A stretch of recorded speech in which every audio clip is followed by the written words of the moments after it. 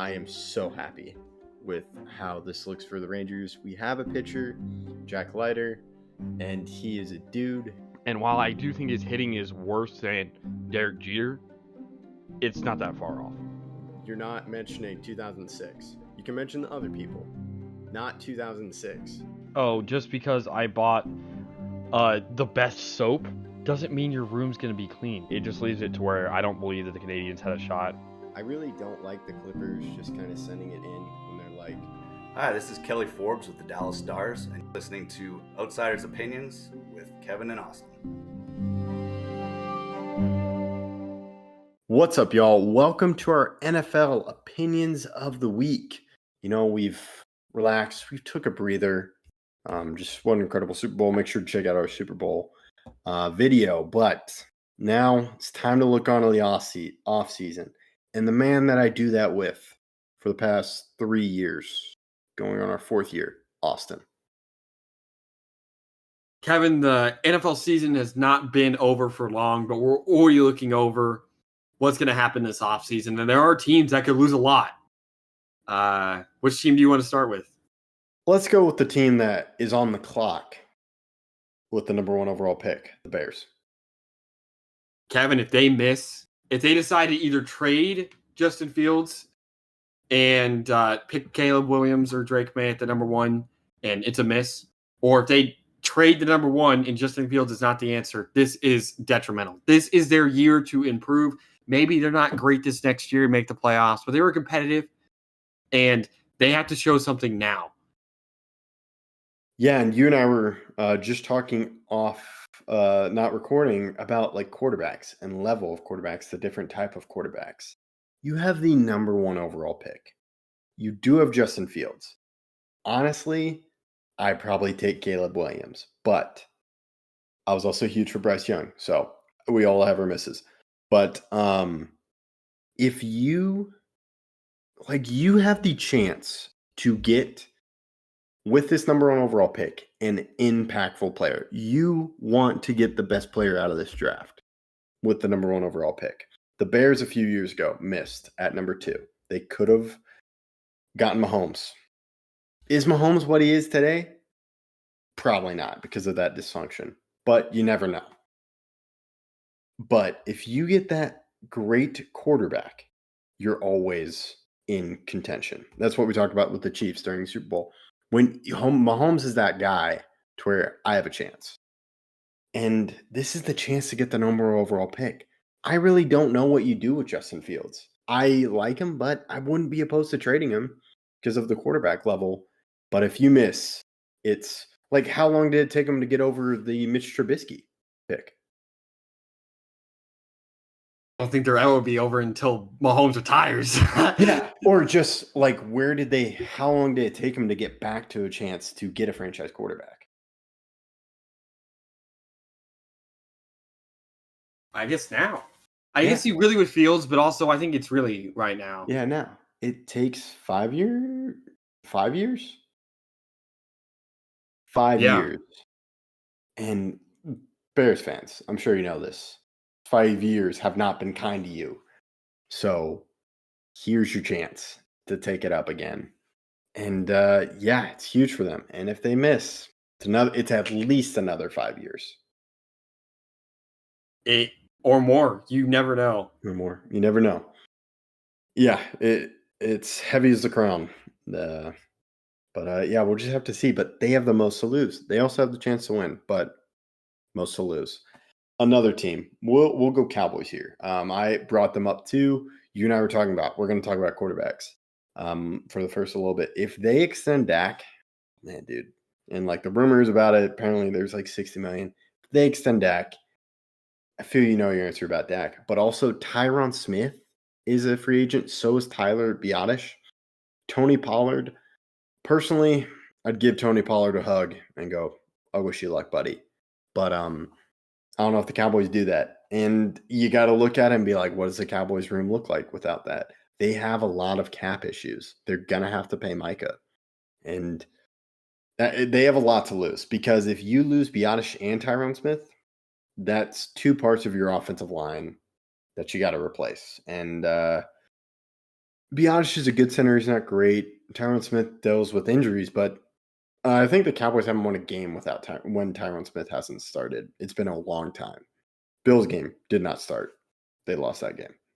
And like we talked about before the video, they obviously hired Mike Zimmer. And if that's the wrong choice, that's another problem they could lose this offseason is making the wrong choice. And they stuck with Mike McCarthy. They're deciding Could to go already be a wrong choice.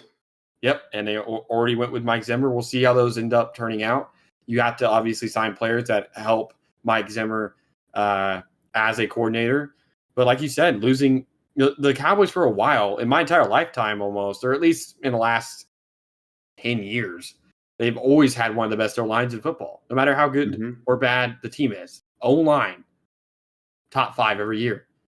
It's because you have Zach Martin and Tyron Smith, and losing him would be massive. Yeah, I can't even imagine. Like, if he walks, I'd be shocked. But another team that has to make a decision, the Chiefs, with Chris Jones. They also have Snead. I was talking to a Chiefs fan that we know. He personally wants to keep Snead. He'd let Chris Jones walk. But Snead, you got to make a decision. And, man, Chris Jones is incredible. He makes that defense run.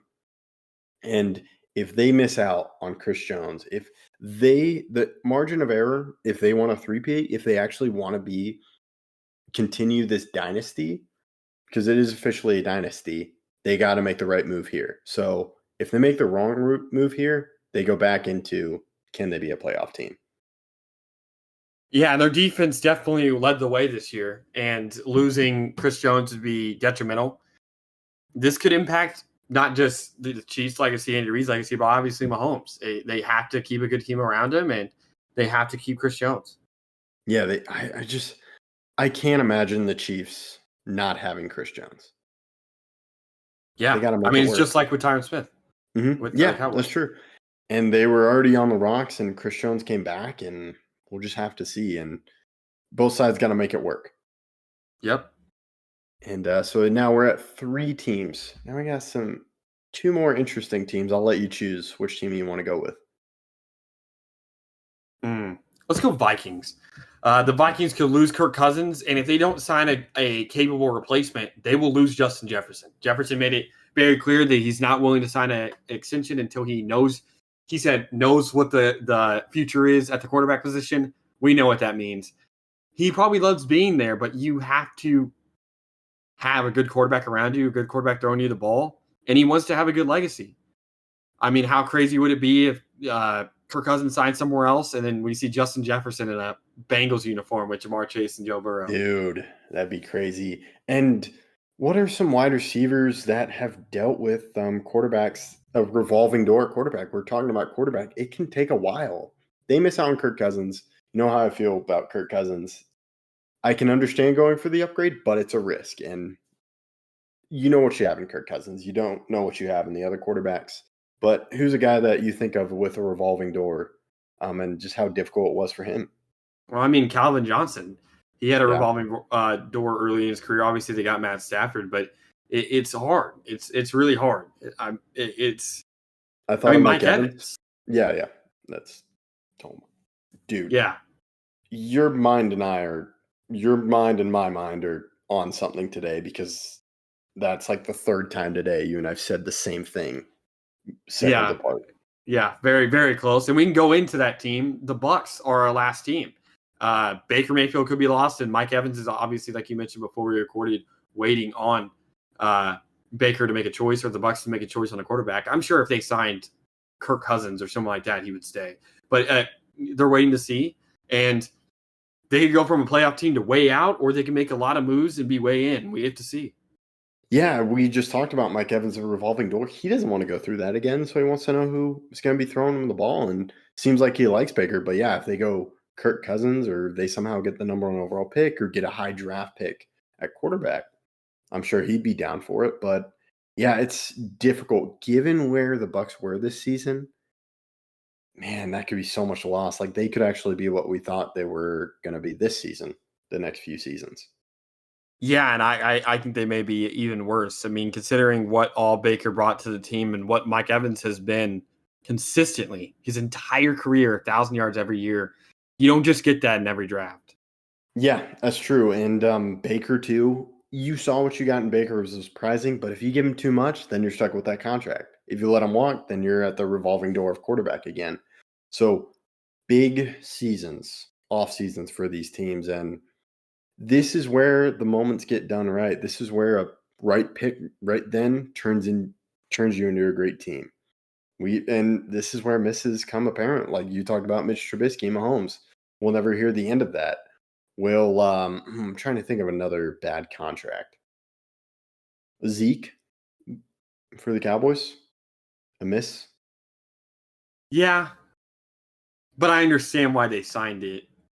Yeah, they credit to Zeke and his team, the way they forced that out of the Cowboys. But it's these small margins of error that change you from being a good team to a great team and a good team to a bad team. And this is how some teams could lose it, these 5 teams. So let us know what you think and any final thoughts, Austin. No, we'll see how these work out. I do think that at least one of these teams will have the offseason of their nightmares. I definitely think there's too much that has to go right for all of these teams to have a good offseason. I agree. And well, let us know who you think that is in the comments. Let us know how you feel about these teams. And we appreciate you listening to Outsiders Opinions.